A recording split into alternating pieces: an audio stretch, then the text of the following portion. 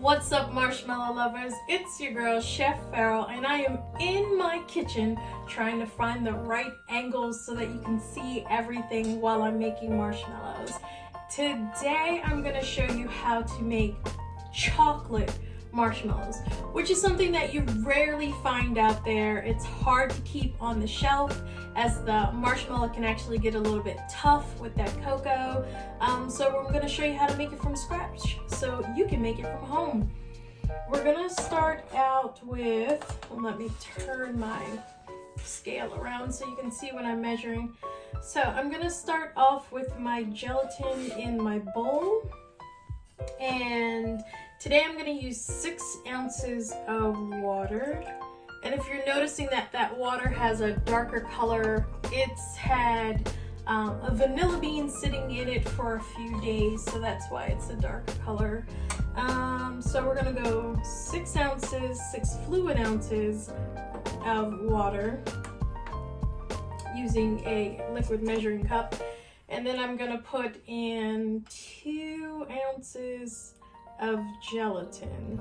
So I'm going to sprinkle my gelatin on top of the water and not just dump it in so I don't have those clumps. So 2 ounces, did it measure out right? 2 1/8, so over just a little bit. Make sure you go 2 ounces. So 2 ounces of gelatin. And I'm going to give that a stir.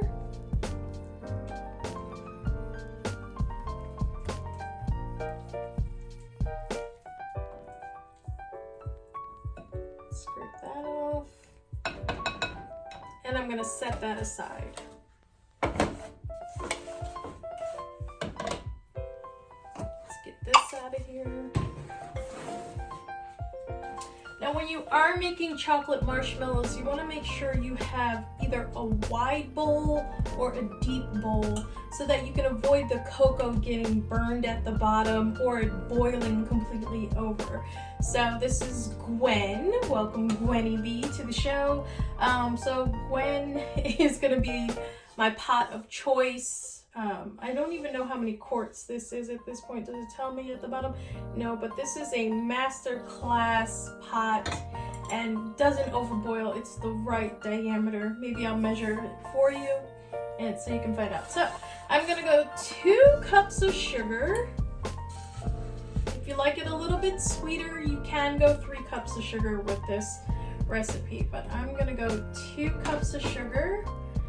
And I'm going to add in 12 ounces of water. Again, that water's got that color because my vanilla beans have been sitting inside of the water for a few days. So I'm going to have some little black specks of vanilla. I'm going to add 4 ounces of corn syrup. And if you don't want to use corn syrup, you can use any invert sugar. So the best invert sugar that I like, if you're not going to make your own corn syrup, because yes, there is a recipe to make your own corn syrup, but the invert sugar that I like is by Fermentaholics. It's a really good invert sugar if you're skipping corn syrup. I'm going to grab a clean high heat spatula. And actually, I'm going to sift in, don't mind my dirty sifter, I've been sifting cocoa for days, so that's why there's all that cocoa residue in there. But I'm going to sift in my cocoa, just because it's clumpy and I want to sift in my cocoa. So I'm using a Dutch cocoa in there. We're just going to go ahead and sift our cocoa in. And we'll see how long my chef whites last making chocolate marshmallows. I'm just going to get this out of the way. And now I've got my cocoa, my sugar, my corn syrup. You could actually whisk this, but I'm just going to use my high heat spatula. And I'm going to stir this in. And what I'm looking for before I put this on the stove is that all of that cocoa is incorporated. I don't know, it's giving me trouble. Let's go to our whisk. Let's grab a whisk instead. So I just want to get my cocoa, my sugar, and my water combined before I put it on the stove. And then I tell you that was 2 ounces of cocoa. So that was 2 ounces of cocoa.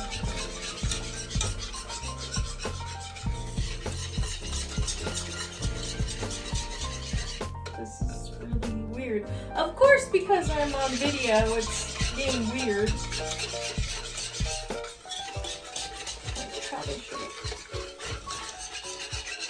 The powder's just sitting on top. Maybe I should put my corn syrup in secondly. Okay, so let's pause that. Okay, there it is. It was taking just a little bit longer, but just whisking it until that chocolate, so it almost looks like chocolate pudding. Nice and incorporated. Alright, why did I do that? I found that if I just put the cocoa powder in and I don't whisk it together, then that cocoa powder kind of like sits on top of everything while I'm cooking it. So that's why I add that in. Alright, let's move this out of the way. And we're just going to put this on the stove. I am using my Taylor thermometer set at 230 degrees.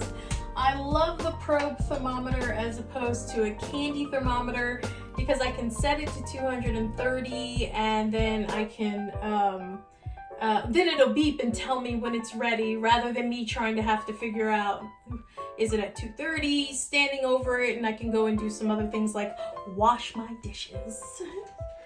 So we're gonna turn that on medium heat. And we're going to let that cook until it reaches 230 degrees.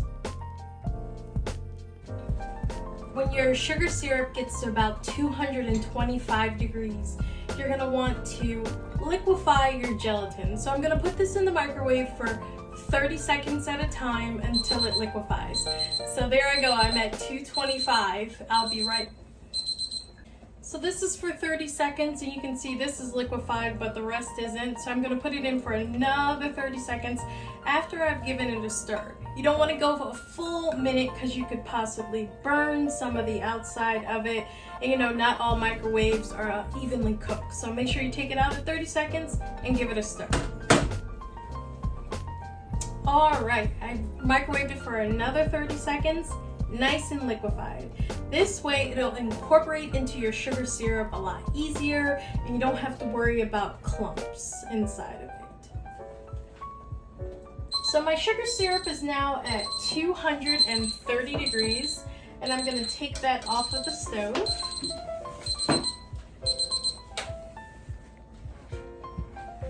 Now 230 degrees of sugar is quite hot, so I'm gonna use some pot holders. Now you can see how it was boiling, right? Now you can go either way. You can put your gelatin into your syrup, or if your bowl is big enough, you can put your syrup into your bowl. So I'm gonna actually put my gelatin into my pot. Typically I would use a bigger bowl, and I would put the sugar syrup into the bowl as opposed to the gelatin into my pot. Let me scrape that nice and clean.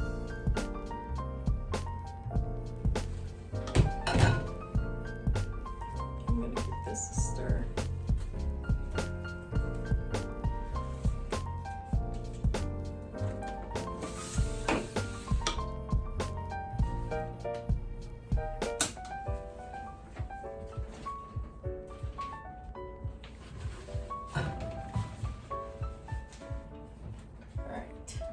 The next step is optional. I don't recommend making marshmallows in your glass bowl if you have a lovely glass bowl, because you don't want your glass bowl to crack while you're whipping it at a very high speed. All right? And this is one step that I typically do, just in case there's any like big chunks of cocoa, or if I'm using spices and I want to grab some of those spices, or if there's any lumpy gelatin, I typically strain my marshmallow batter into my mixing bowl. So again, 230 degrees sugar. I'm gonna go ahead and strain this. And I want all of it, so I'm gonna give it a scrape.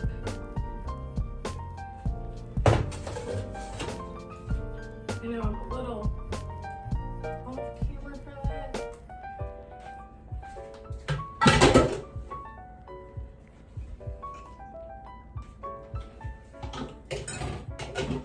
And now it's time to whip your marshmallows. So I've got my smaller beater in there so it doesn't bang around my glass bowl, and I'm just gonna turn this up high and let it whip.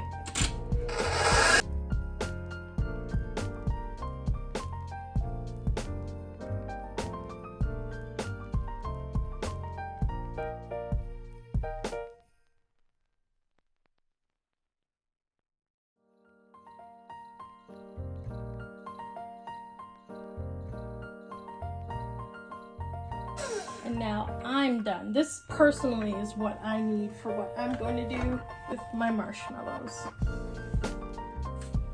Now before you had started, and I should have said this beforehand, you want to make sure that you grab your pan. This is a 9x13 pan, and give it a spray with some vegetable spray.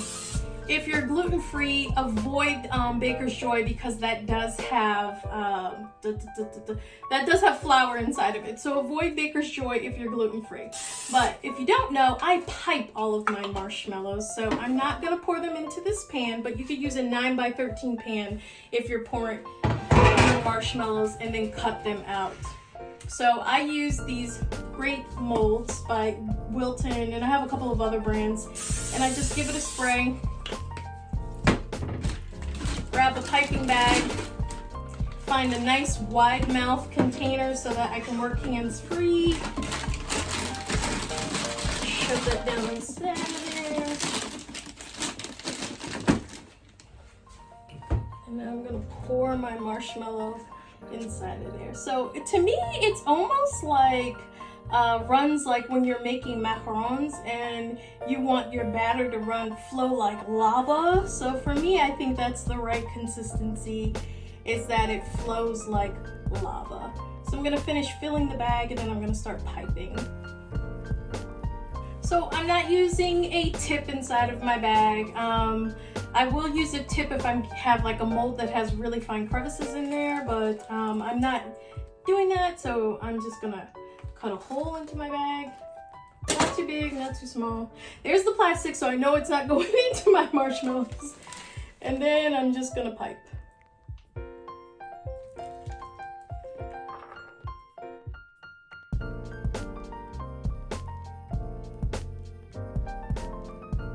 These were some specialty marshmallows that I was commissioned for, and they get topped with some marshmallows and chocolate chips on top. I'm looking for the perfect sprinkle that looks like a graham cracker, something gold. I really wanted squares. I thought I was going to do them myself out of fondant, but boy, does that take a long time to cut your own sprinkles. So we're gonna finish this up and then finish piping the rest of our marshmallows.